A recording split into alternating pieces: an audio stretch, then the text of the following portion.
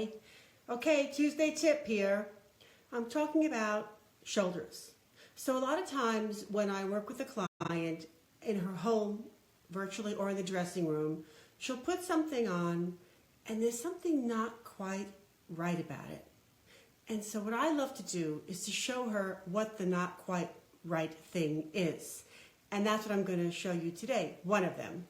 And one of them is the shoulder and where the shoulder seams are. So this is a top I only wear around the house because it's not that flattering on me. And the reason why is, do you see the seam for the shoulder? Well, for me and for many women, the seam up here is more flattering because it'll make our shoulders wide and not droopy. And when your shoulders are wide, then your middle looks a little smaller. So when I have the shoulder seam down here, and this is what I show a lot of my clients, it's very popular now, this look with the shoulder seam down there.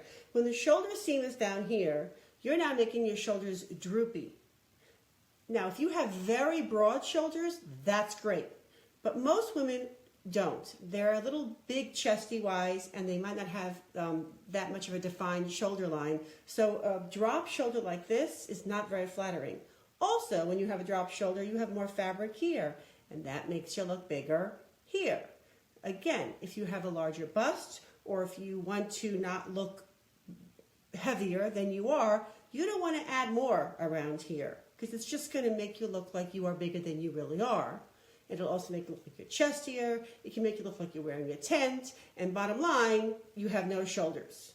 So I tend to not wear tops like that, and if I do, I put on a scarf to kind of camouflage the fact that my shoulders have disappeared in a top like this. So when you shop now, be careful, avoid this seam if it's not flattering on you. And now that I put this in your head, the next time you put something on in the dressing room or from your closet or drawers, take a look at where the shoulder seam is lying and see whether or not it's right for you.